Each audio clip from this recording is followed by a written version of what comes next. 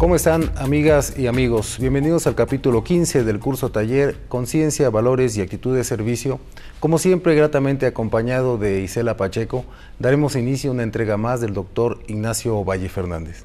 Efectivamente, y en este capítulo el doctor Ovalle explica la existencia de tres universos infinitos: el universo de lo infinitamente pequeño, el universo de lo infinitamente complejo y el universo de lo infinitamente complejidad. Todo eso son tres órdenes y bueno, en ese orden de ideas cuestiona cuál es el sitio en el que el ser humano ocupa dentro del cosmos, entre lo infinitamente pequeño y lo infinitamente grande, a lo cual afirma que el ser humano es un ser grandioso por ser significativo, libre y creador por su voluntad, por su entendimiento, por su conciencia también.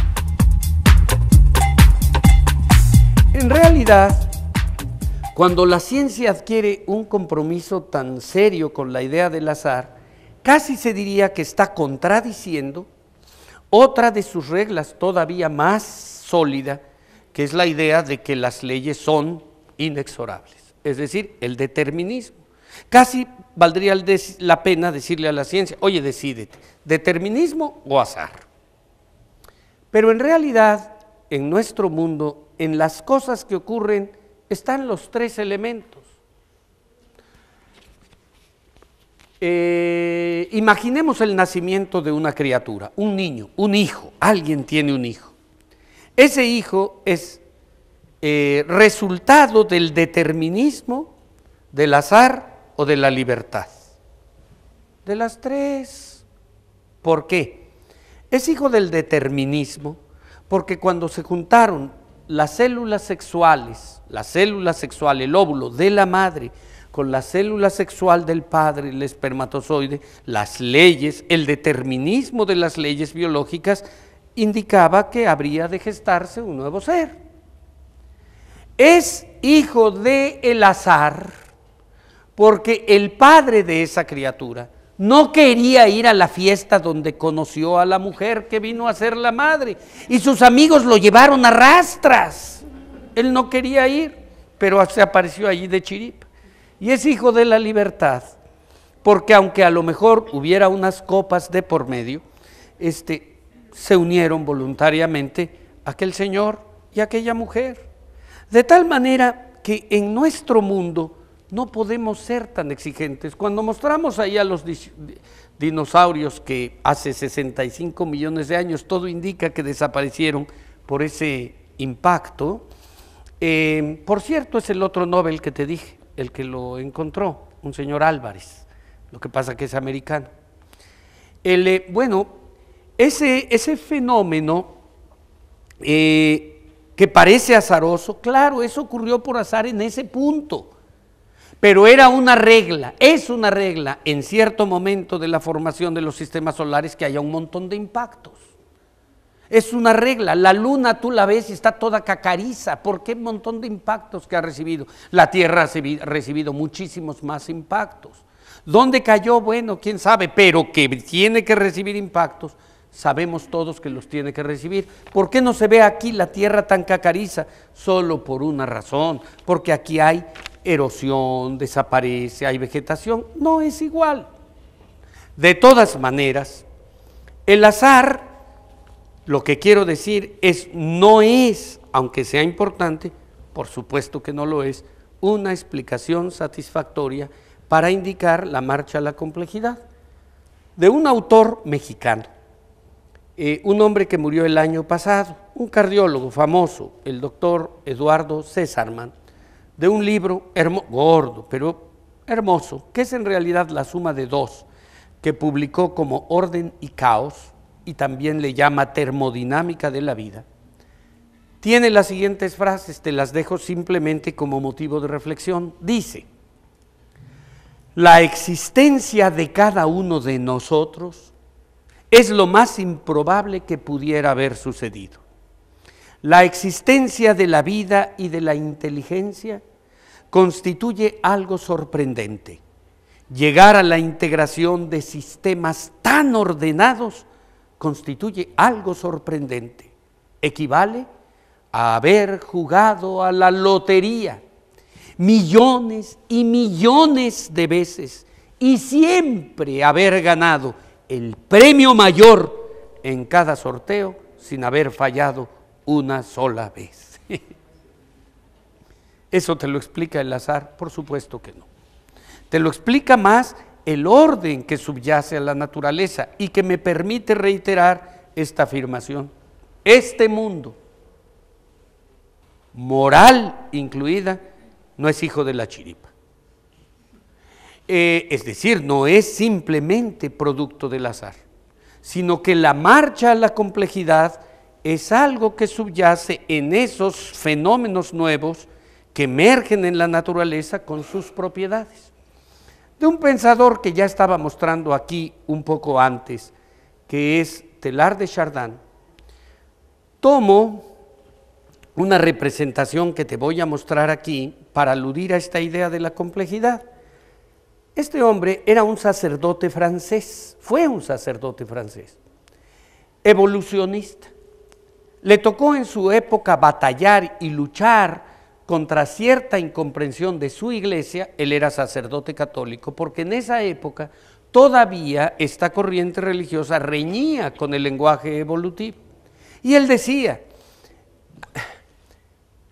yo no niego la presencia de Dios, pero Diosito crea como le da su gana y sigue creando, a través inclusive de nosotros. Somos como obreros de su trabajo, decía él, a través de nuestra conciencia. Dios sigue creando a través de nosotros, decía él. ¿Y por qué hablaba así? Porque este hombre no era solamente sacerdote francés, sino que al mismo tiempo era antropólogo y arqueólogo y físico, y entonces participaba en muchas excavaciones.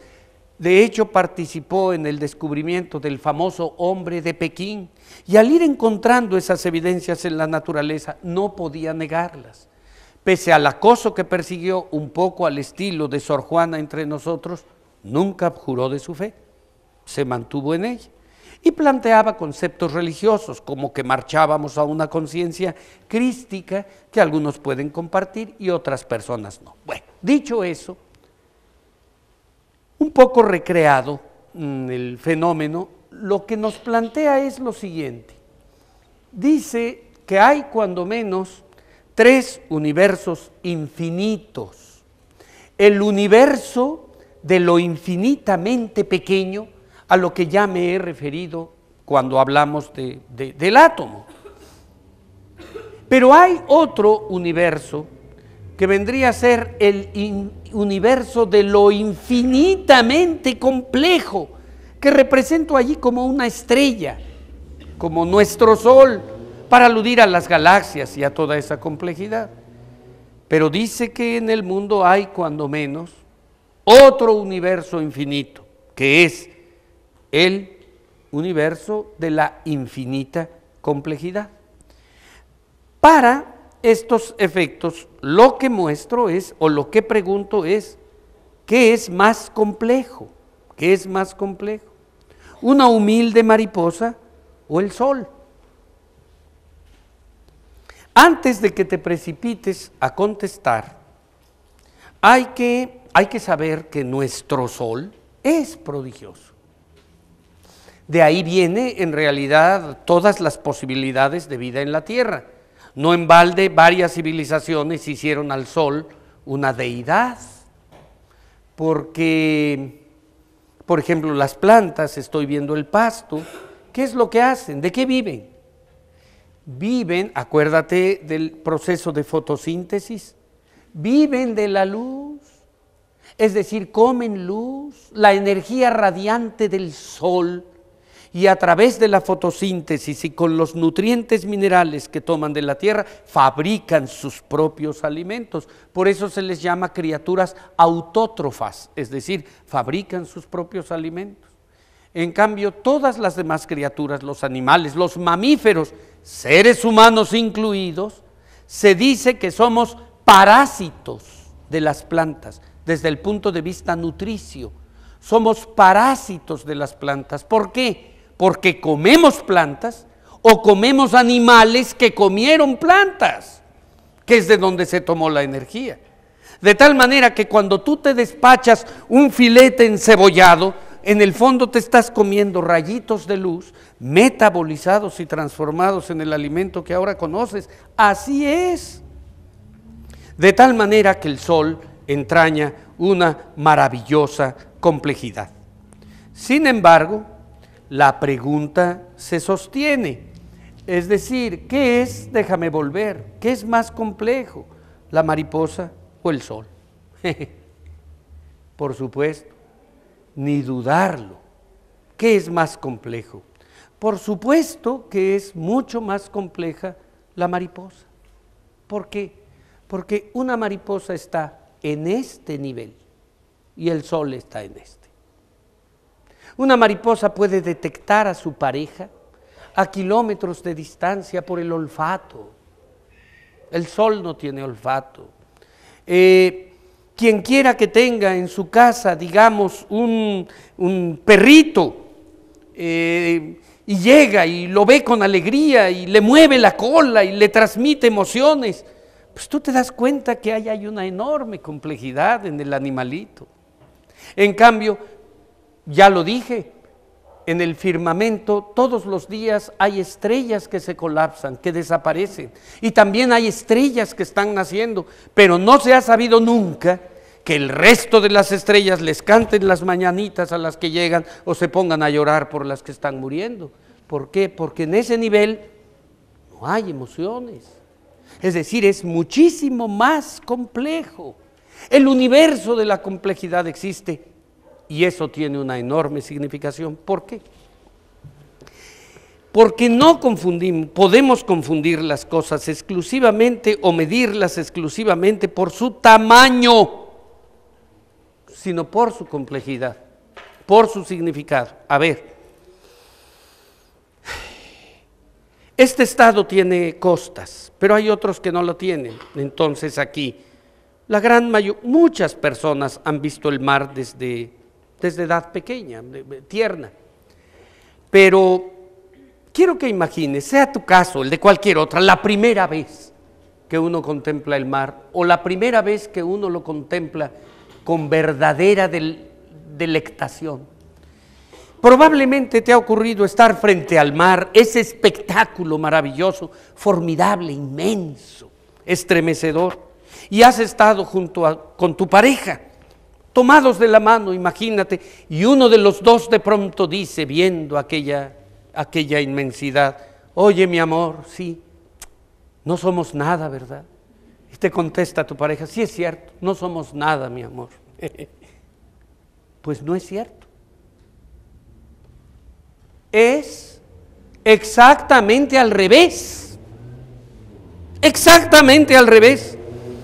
Yo quiero, para estos efectos, que imagines que tú le prestaras tu conciencia al mar, que es inmenso, pero ajeno a sí mismo.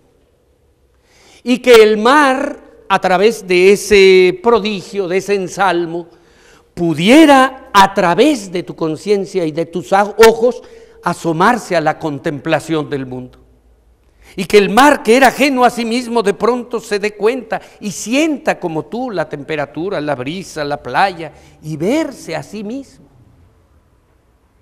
Y después de 3 minutos o 5 en que durara ese milagro, el mar tuviera que regresar a su estado de inconsciencia. ¿Qué crees que le diría antes de despedirse de tu interioridad? ¿Qué crees que podría decirle el mar a su prima la luna o su hermano el sol, por grandes que sean? Les tendría que gritar, oye, no somos nada, ¿eh? Y en ese caso estaría más cerca de la razón. Porque en este universo las cosas no se miden exclusivamente en grandes o pequeñas, sino también en significativas o no significativas. Y aquí es propiamente donde podemos aproximarnos a una respuesta más sensata de cuál es el sitio que el ser humano ocupa en el cosmos entre lo infinitamente pequeño y lo infinitamente grande. ¿Y qué es lo que significa? Que el ser humano es un ser, por supuesto, significativo, libre y creador, pero con voluntad, con entendimiento, por su conciencia. Si tú insistes en simplemente, como en el ejemplo del mar, en considerar que porque es muy grande, tú eres poca cosa, pues ¿qué pensarás de los demás? No, las cosas no se miden solamente en grandes o pequeñas, también pueden ser grandiosas. Y la conciencia es algo grandioso. Casi se diría que el universo ha trabajado para a través de unas de sus criaturas volverse consciente él mismo. Lo verdaderamente prodigioso es que este universo no solo hay nebulosas, galaxias, polvo, energía, gases, fuego, hay conciencia. La capacidad de ver, de darse cuenta y de pensar en sí mismo. Ese es el verdadero prodigio. Vaya, si las estrellas por un instante pudieran tener conciencia, probablemente se conmoverían si vieran que un ser humano está socorriendo o aliviando el dolor de otro, porque entenderían que al final de cuentas, para eso han trabajado. Para eso han evolucionado. Ese es el sentido, ese es el sitio que el ser humano ocupa en el cosmos. No se mide exclusivamente en términos de tamaño. Si tú pudieras imaginar las cosas solamente por su tamaño, sí somos poca cosa. ¿Por qué somos poca cosa? Mira, están hechas las cuentas, somos más o menos 6,000 millones de habitantes en la Tierra actualmente. Si a cada ser humano, incluyendo bebés, le atribuyes un peso aproximado de 33 o 35 kilos, somos más o menos 200 millones de toneladas de materia viva, que cabemos en la mitad de la flota de Pemex, cabemos en 1,000 bodegas de 200,000 toneladas, todos los seres humanos, pero somos eso, ese pedacito de carne viva. A ver, aquí hay padres y hay madres. Cuando cualquiera de nosotros tuvo un bebé, ¿este bebé qué es? ¿Cuándo te lo entregaron? ¿Es 3 kilos de carne viva? ¿Te entregaron cuando te dieron a un bebé 3 kilos de carne viva? Por supuesto que hay 3 kilos de carne viva, pero no. ¿Qué es lo que significa este ser? En realidad lo que significa es un resumen del cosmos. Un destilado de la naturaleza, la manifestación más exquisita de esa enorme complejidad. Vale la pena recordar esa vieja frase, sí, efectivamente, somos polvo del cosmos, pero ¿qué polvo? Es decir, es un polvo que se ha vuelto consciente. Con la imaginación, tú puedes pensar que pudieras viajar a una galaxia muy remota, como muestro aquí. Es decir, que pudieras llegar a una esquina del cosmos, muy distante, muy remota, a la galaxia más remota, y que allí encontraras un planeta que permite el desarrollo de tu vida.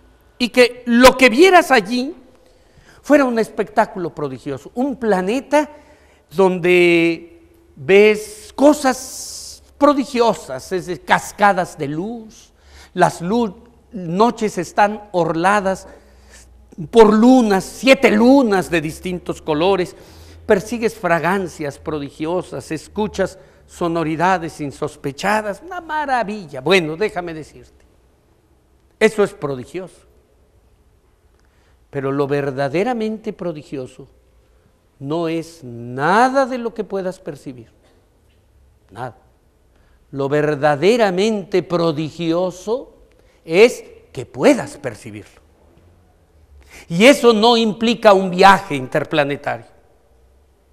¿Por qué? Porque establecer contacto con esa esquina del cosmos que es la conciencia no implica un viaje, repito, interplanetario. es algo que ya te habita, por lo tanto, no es una llamada de larga distancia, es una llamada local, es la conciencia, es establecer contacto con esa esquina del cosmos. No implica un viaje físico, es un acto de reflexión, es algo que ya te habita y que no podemos de ninguna manera darnos el lujo de desperdiciar. Pero claro, ese prodigio te habita a ti, pero bueno, también habita a los demás, aunque de pronto todos nos descuidamos de ese prodigio que nos habita, pero también habita a los demás, incluyendo por supuesto a los que te caen gordos. De donde, aunque te sigan cayendo gordos, lo menos que tienes que tomar en cuenta es que están habitados y tienen derecho a que se considere su dignidad en los mismos términos que la tuya. Ahora, hay algunas personas que son no tan optimistas y que dicen, bueno, eso puede que se oiga bien, pero quién sabe hasta qué grado sea cierto, porque mira, los seres humanos tienen 150.000 años. Nuestra especie, la Homo sapiens sapiens, tiene como 150.000 años aquí hollando la tierra. Pero hay animales que tienen muchísimo más tiempo aquí. Los insectos alados tienen cientos de millones de años. Las bacterias tienen miles de millones de años de existir aquí. Los tiburones tienen 60 millones de años. Las tortugas tienen 250 millones de años. Convivieron con los dinosaurios y entonces te dicen, ¿qué tanto puedes presumir de la conciencia y de las creaciones estas significativas? Si hay otras especies que han durado más y estos seres humanos apenas van empezando y ya se andan matando entre sí y suicidando. Nada más que déjame decirte, así como en el ejemplo del mar, las cosas no se miden solamente por su tamaño, sino tampoco por su duración. Porque si lo más superior o evolucionado fuera simplemente lo que más ha durado, entonces lo más evolucionado serían las piedras, que tienen mucho más tiempo de estar allí que el más antiguo de estos animales. No es así. En realidad lo que tenemos que entender es la capacidad para generar cosas verdaderamente nuevas que nos recuerdan a los seres humanos que somos seres creadores y que el progreso existe. El progreso existe. Todo lo que te he dicho hasta ahorita, lo que muestra es la evolución hacia la conciencia. A partir de este momento, de lo que nos vamos a ocupar es de la evolución, no hacia la conciencia, sino de la evolución de la conciencia, ya de ella específicamente como un fenómeno nuevo con sus propiedades emergentes que está aquí en el mundo. Es decir, a partir de esta línea roja se describe la evolución de la conciencia que quiero recordar, ahora sí vuelvo a lo que hemos mostrado anteriormente, esta figura de los círculos concéntricos. A lo que nos vamos a asomar es al modo en que esta conciencia se despliega para ver si efectivamente el paso de los sistemas larvarios, iniciales, inmaduros, hacia los maduros describe efectivamente ese paso. Y así es. ¿Cómo se presenta? Se presenta a través de lo que podríamos llamar una nueva, a través de diferentes visiones que vamos teniendo los seres humanos. Es decir, vemos el mundo, pensamos en nosotros mismos, pero también desde cierto punto de vista se puede decir, no sé si tengo aquí, sí, una flecha, y pongo a este hombre Schelling, porque lo planteó de una manera muy elegante, que cada uno de nosotros, lo acabo de decir hace un momento, cada uno de nosotros es una de las criaturas creadas por el cosmos y que le permiten al cosmos conocerse a sí mismo. Es decir, ese polvo, esa materia ha alcanzado tal grado de organización, que permite contemplarse. Eso no es algo que se pueda tirar a la basura. Entonces, la evolución de la conciencia se va constatando a través del modo en que estas criaturas conscientes van haciéndose a lo largo de la vida algunas preguntas importantes, que son algo así como esto: ¿qué soy? Son preguntas filosóficas, después de todo, estamos en el área de humanidades. ¿Qué soy? ¿Qué es el mundo? ¿Qué hago aquí? ¿Qué puedo buscar? ¿Existe el bien, el mal? ¿Cuál es el sentido de la vida? Es decir, preguntas que constituyen un acicate para la conciencia. Es decir, somos sí un resumen de esa naturaleza, pero también la posibilidad de crear cosas, no grandes, pueden ser pequeñas, pero significativas. Eso es lo importante. Por eso el día de ayer decía, en relación a una pregunta, ¿qué es más importante? ¿Una cresta solar de esas que de pronto se levantan? ¿Una estrella que colapsa? Todo eso es importante, no sé a dónde irán a terminar esas cosas. O un acto de piedad, un acto de amor, un acto de gratitud, o que esas cosas no existen. No es el tamaño. Hay muchas maneras de medir las cosas en el mundo. A eso me refiero cuando aludo a visión.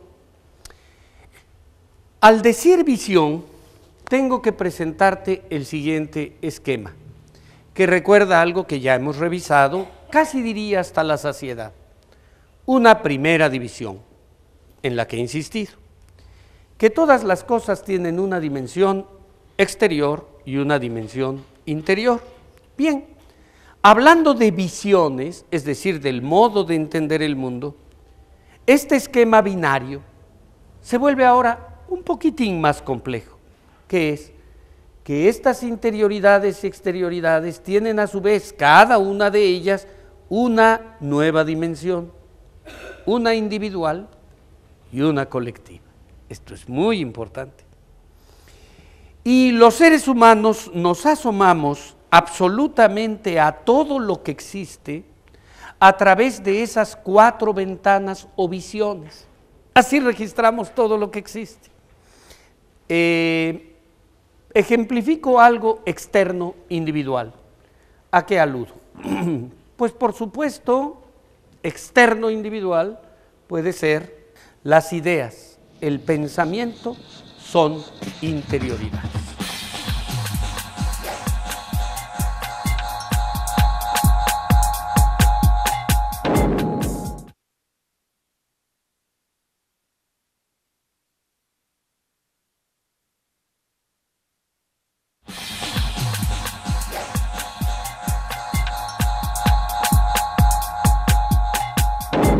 El pensamiento y la mente son interioridades. Ahora, aquí en nosotros, en el tiempo y en el espacio, tú no puedes tener un solo pensamiento que no sea simultáneamente algo así como una chispa físico-química eléctrica en tu cerebro. Son cosas que están interrelacionadas, pero no son lo mismo. No son sinónimos las ideas de los sesos. No puede haber ideas aquí sin cerebro, pero no son lo mismo. A ver, imagínate, asómate a tu pensamiento, asómate a tu mente. ¿Qué ves? Asómate a tus pensamientos. ¿Ves algo así como una masa gelatinosa, amarillenta, húmeda o grisácea? No. Cuando te asomas a tus pensamientos, ¿qué ves? Ideas, sueños, críticas, aspiraciones, ideas. No ves esa masa gelatinosa que es una exterioridad. Esa es la primera diferencia. En lo colectivo, ¿qué podemos decir? ¿Qué es una exterioridad colectiva? Lo que podemos reconocer en una sociedad como su infraestructura y su economía, por mencionar solamente dos rasgos: ciudades, manera de producir, etcétera, etcétera. Está bien, pero la interioridad colectiva es otra cosa. Imagínate que, como te hablé de los jainistas, tú dijeras: oiga, licenciado, está bien interesante esa cosa de los jainistas. Fíjese que esta institución ha decidido sufragarle a usted un viaje para que se desplace a la India.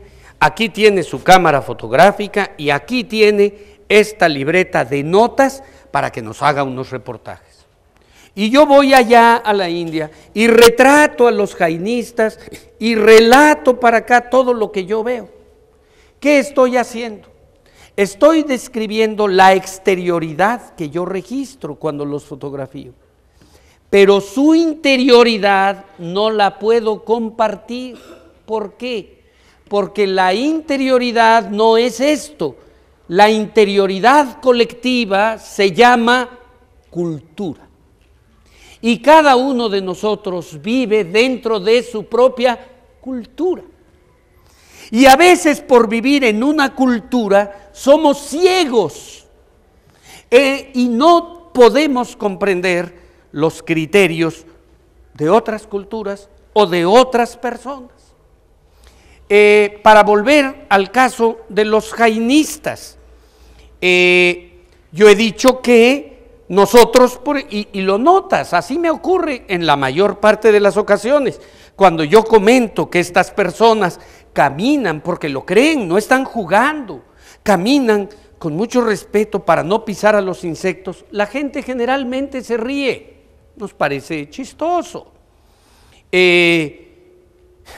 Ellos quizás serían capaces de reírse de comportamientos de la gente de por acá, donde algunos, ya te dije que es una religión atea, que no se atreve a estar hablando de los conceptos de Dios, realmente quizás serían capaces de reírse, no lo hacen, pero podrían hacerlo de personas como las de nuestra cultura, en donde hay gente que llora en la calle porque ve pasar a un señor que se llama Papa y que sí tiene por algo así como representante de Dios en la tierra. Dirían: estos cuates están locos, a ellos no les entra. ¿Qué estoy diciendo? No me vayas a malinterpretar, ¿que tienen razón ellos o que tenemos razón nosotros? No, es muy sencillo, que pertenecemos a culturas diferentes, a contextos diferentes, a modos de interpretación diferentes, y por supuesto cualquiera de nosotros puede entender que todas las expresiones culturales en principio tienen derecho a manifestarse. Bien, así como acá hay una correlación, la hay acá. Por supuesto que, como algunos dicen, estos son subestructuras de las verdaderas estructuras, pero todo está interrelacionado, y no solo así, también así, lo individual y lo colectivo, y también así, y así. Es decir, para tener una visión completa del mundo, no te basta asomarte por una sola ventana. Para tener una visión completa del mundo, para que la conciencia se manifieste así, hay que tener una percepción de las cuatro ventanas. Lo externo te habla de qué es esto, dónde está, qué hace, cuánto mide, cómo se comporta. El lado izquierdo, donde está la interioridad, lo que pregunta no es dónde está, lo que pregunta es qué significa. Es decir, esto mide, esto no mide. Lo que hace es interpreta. Ahora, hay una cuestión básica, que es la idea de la verificación. Es decir, donde hay cosas que podemos considerar correctas y cosas que podemos considerar incorrectas. Aparentemente, la verificación es más sencilla cuando estamos hablando de las exterioridades. ¿Por qué?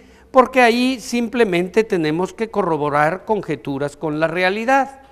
En cambio, cuando hablamos de la interioridad, parece más complejo. ¿Por qué? Porque justamente como hay muchas culturas, o en otros términos, hay muchos contextos, puede haber muy diversas interpretaciones. Y de este lado están los valores. De este lado, no de este. De este lado están los valores humanos, con toda su relatividad cultural.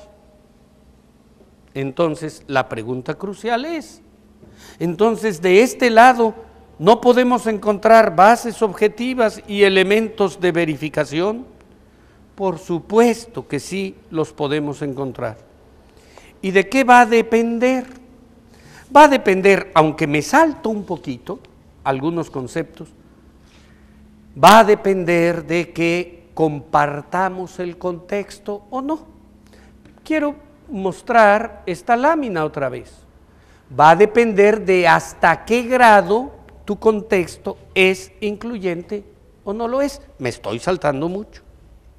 De manera que te vas a aproximar más a lo que puede considerarse valores universales cuando tu contexto o tu abrazo sea más amplio. Obviamente.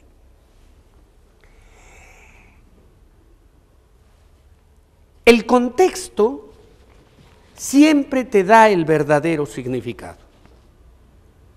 A veces ni siquiera la utilización textual de las palabras te da el verdadero significado de las cosas, sino el contexto. Por ejemplo, imagínate que yo pregunto en un auditorio y digo, a ver, ¿qué significa el Quijote de la Mancha?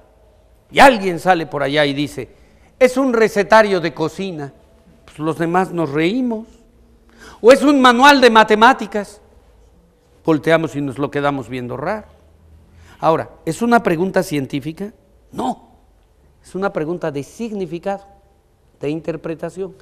Pero como nosotros formamos parte de un contexto, aunque no sea un dato científico, sabemos que está equivocado.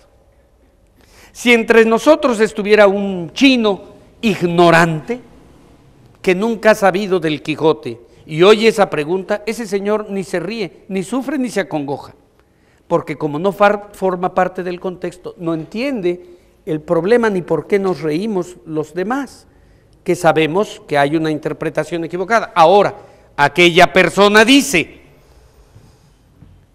otra persona dice, no, el Quijote de la Mancha lo que significa es el contraste entre el idealismo del Quijote y el materialismo de Sancho Panza y bueno, decimos, sí, por ahí va, porque formamos parte de esa cultura. A veces, aun cuando se utilicen las palabras textuales exactas, no entendemos lo que significan las cosas, salvo por el contexto. Te invito a una fiesta de 15 años. Mira, nada más voy a ir 3 días porque tengo mucho trabajo. Bueno, pero ¿a quién se le ocurre pensar lo contrario?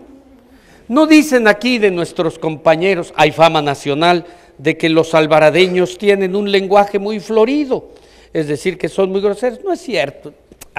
Groserías, malas palabras las decimos en todas partes del mundo, pero vamos a suponer que fuera cierto para poner el ejemplo vernáculo. Bueno, cuando 2 personas que son mal habladas se encuentran una a la otra y dicen, desgraciado hijo de la mañana, ¿dónde estabas? Ven para acá, y te da un abrazo, pues no te enojas, se lo das con mucho gusto, pero que no le diga las mismas palabras en otro contexto con mala voluntad, porque son capaces de darse puñaladas. Esa es la verdad. Miren, no sé, les voy a pedir una autorización. A ver, ¿me dejan decir una mala palabra para que les ponga un ejemplo o no? Sí, bueno. Y acá nuestros amigos de la televisión pues ya sabrán si editan el asunto o no, pero no es grave porque lo estoy presentando precisamente en un contexto explicativo. Fíjate que tu servidor vivió algún tiempo en Argentina, trabajando para el país, pero en Argentina. Y parte del trabajo que tu servidor tenía que desempeñar era estar al pendiente del clima político de aquel país, y entonces tiene que estar uno atento a todo lo que se dicen los políticos y demás. Y allá, igual que acá, se dicen, bueno, de todo, hasta de lo que se van a morir, en fin, hay agresiones. Y uno oye por radio, ve por la televisión, lee el periódico. Y en una ocasión, un político dijo de otro, tuvo una expresión fuerte, por radio. Dijo, lo que pasa, de su adversario, lo que pasa, que fulano es tal, es un hijo de puta. Pues se oye muy feo, pues. Pues resulta que el otro, el ofendido, fue y lo demandó en los tribunales, sobre la base de que cómo se atrevía a decir eso, si todo mundo sabía que su madre era una santa.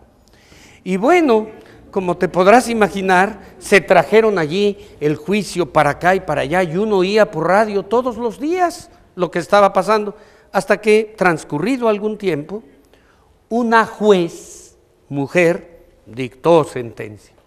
Y dictó sentencia a favor del agresor, exculpándolo. Y entonces ese agresor todavía tuvo arrestos para volverse a presentar en la radio y decir, yo lo oí.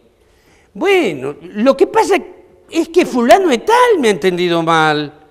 Yo conozco a su madre y efectivamente es una santa. El hijo de puta es él.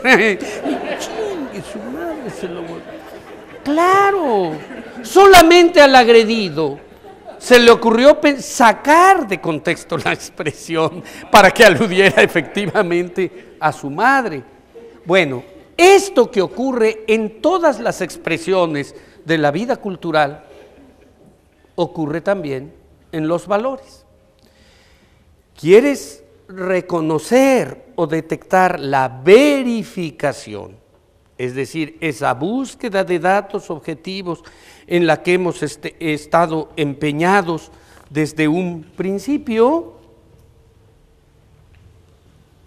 Haz más amplio tu contexto. Es decir, ensancha tu círculo de inclusión y estarás, no llegarás, pero estarás más cerca de lo que amerite llamarse valores universales.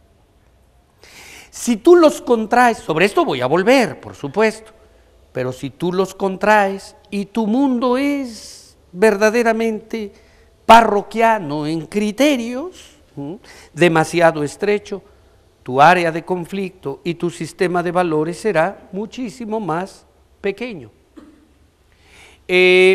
Ahora, ¿qué es algo particularmente unitivo para ese ensanchamiento? La conciencia. Cuando yo dije aquí que la idea de uno que estaba representando no quería, en mi caso, aludir a la noción de lo divino, sino simplemente a lo que significa realmente la conciencia, eso es lo que estaba intentando decir, que la conciencia es lo más unitivo. Como dijo uno de los pensadores cuyas ideas he descrito en otro momento, decía, el universo empieza a parecerse más a un gran pensamiento que a una gran maquinaria. ¿Por qué la mente es unitiva? Porque permite comunicarse en lo profundo. Mira, imagínate que yo te regalo mi lamparita, esta que no te hagas las ilusiones, es hipotético, que yo te regalo mi lamparita. Si te doy mi lamparita, la ganas tú, pero la pierdo yo. Pero si yo te doy una idea, o tú me la das a mí, no la pierde ninguno de los dos, al contrario, la tenemos los dos. Es decir, te doy algo, pero no lo pierdo. Ensancha el círculo. E intuitivamente sentimos, pensamos que pese a las enormes diferencias, hay una manera de comunicarse. Supón que llegan aquí a la Tierra seres de otra civilización, de una galaxia muy distante, pero tú te das cuenta que cuando llegan, como se presenta en las películas de ficción, tienen una tecnología avasalladora. No hay nada que hacer frente a ellos, estamos perdidos, nos van a aplastar. Y entonces con la vieja, no tan torpe estrategia de Moctezuma, tratamos de caerles bien. Y entonces a donde sabemos que va a bajar la nave, conseguimos una alfombra de color púrpura para que se vea bonito por donde suponemos que van a caminar. Mandamos llamar a las niñas más bonitas de todo el mundo. Las vestimos de blanco, por supuesto, les ponemos guirnaldas en el pelo, que ensayen un bailable. México aporta los mariachis para darles la bienvenida, o los sones veracruzanos, como tú quieras. Bueno, hagas lo que hagas, los gritos y sombrerazos que des, los irigotes que despliegues, aunque vengan de muy lejos, estás suponiendo que te van a entender. Si no, no harías nada de eso. Es decir, intuitivamente supones que la conciencia es algo que al final de cuentas puede comunicarnos más allá de muchos símbolos, sobre todo cuando se despliega hacia arriba. Porque tenemos de pronto signos muy diferentes que hacen que no nos entendamos. Ya no digo estas diferencias sutiles culturales, voy a una muy fuerte, otro idioma. Vamos a imaginar que yo te hablo en chino. A lo mejor es lo que he hecho desde un principio, pero bueno, ni modo. Vamos a suponer, me refiero en chino idioma, vamos a suponer que te hablo en chino mandarín. Pues no me entiendes. Pero no importa, ¿por qué? Porque aunque no entiendas los signos, vamos y buscamos a un traductor. Y el traductor, más allá de los símbolos sonoros diferentes, nos comunica en lo profundo. Es decir, logra el efecto unitivo de la conciencia, que es exactamente a lo que me estoy refiriendo. Por lo tanto, el desafío es, hay que decirlo, salir, superar esas fronteras, para que el proceso de creación que ahora descansa en nosotros continúe. Se puede decir, la evolución, este fenómeno al que me he referido, la evolución ya terminó. No sé si tengo aquí la lámina, es muy probable que sí. La evolución ya terminó. Somos seres tan perfectos como para considerar en medio de nuestros horrores, nuestros crímenes, nuestras iniquidades, nuestros abusos, robos, crímenes, guerra, terrorismo, para considerar torturas, para considerar que somos la culminación de ese proceso. Por supuesto que no. Cualquiera de nosotros sabe que podemos progresar, que debemos hacerlo, y lo hacemos. Eso es inevitable, ya hablaremos un poco más de eso, observándonos. Es decir, no entregándonos a la simple inercia, ¿qué quiere decir? A que dominen nuestra vida los elementos previos, sino poniendo en juego el último de los escalones, porque todos los escalones previos fueron el resultado del desenvolvimiento del precedente. Para llegar más lejos necesitamos que se despliegue este. Ahora bien, ¿a dónde habremos de llegar?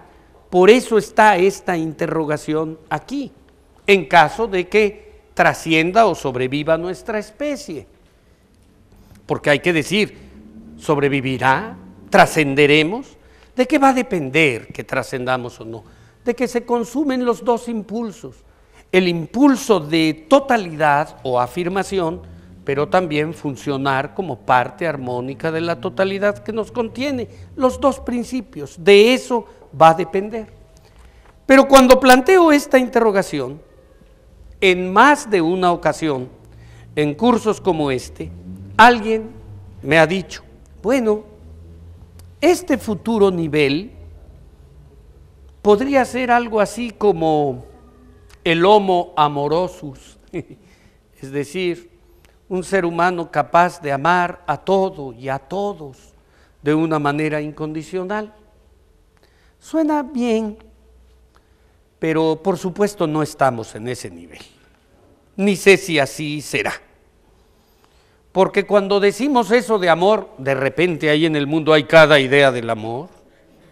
Mía o de nadie, pum, pum. Bueno, no, por Dios. Esa es, tú sabes a lo que me estoy refiriendo, no a esas barbaridades. Pero hay cada idea del amor por allí. Entonces, no. En este nivel, suponiendo que aceptemos y le llamemos homo amorosus, en ese nivel no estamos. ¿En cuál? ¿Por qué? Porque el amor o es natural o no es. Como asimilándolo, digamos, al matrimonio, pues la gente o se casa o es por amor, si no es espontáneo el amor, si es simplemente, digamos, por interés, no es amor. Me acuerdo, por ejemplo, del consejo que la madre de un amigo mío le daba cuando éramos muy jóvenes. Le decía: hijo, no te cases por interés, cásate por amor, pero enamórate de una rica, le decía. Bueno, es darle la vuelta al asunto. Bueno, no, el amor es natural o no es.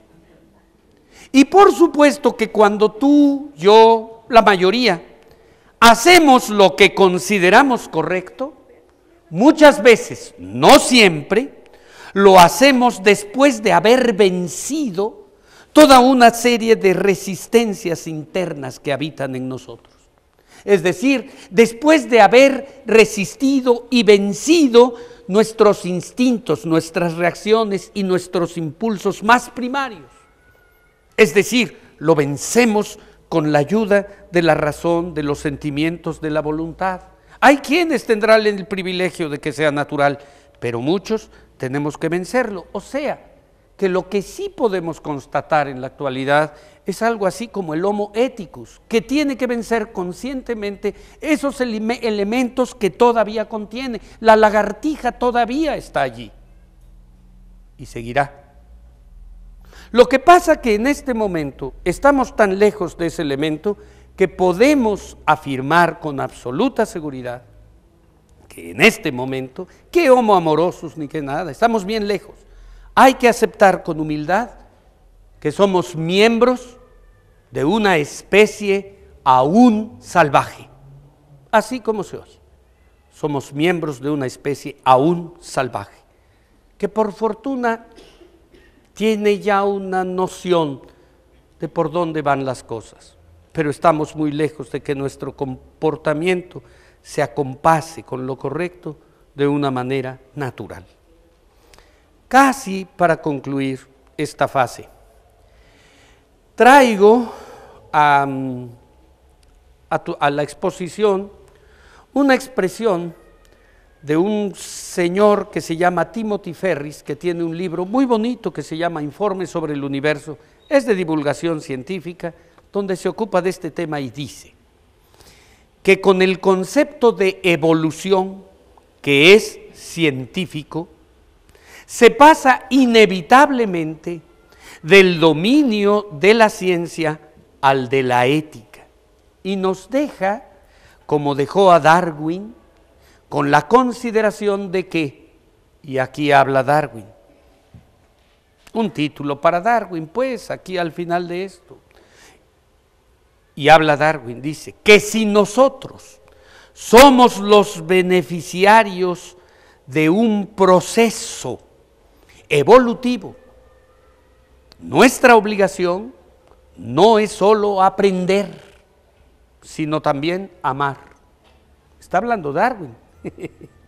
Fíjate bien, que si nosotros somos los beneficiarios del proceso evolutivo, nuestra obligación no es solo aprender, sino también amar, comprender y servir a nuestros semejantes, respetar lo que heredamos de ese proceso y esforzarnos por ir más lejos y más alto. Pero no se va a lo alto despreciando la naturaleza y la vida, sino enalteciéndolas. Es decir, no supongamos que alguien se vuelve bueno por despreciar el mundo y todas las bellezas que hay en él. No es así. El mundo es nuestro hogar y la respuesta o digamos la solución no consiste en huir o maltratar nuestro hogar, sino en embellecerlo. Ahora, aquí he hablado en principio de cómo evoluciona la conciencia, pero el asunto es un poquitín más detallado, para que sea objetivo, para que no sean palabras en el aire. Entonces, ¿qué vamos a ver en los próximos bloques o segmentos? Lo que vamos a ver es lo siguiente. De esta división, que por cierto se debe a la cabeza a este hombre que se llama Ken Wilber, y es una de las grandes cabezas de nuestro tiempo, una de las grandes cabezas de nuestro tiempo. Este hombre nos recuerda, y así te lo simplifico, que estas ventanas se pueden dividir así, en eso, lo externo, sea individual o colectivo, es eso. Y luego la interioridad individual se llama el yo, que hemos explorado antes.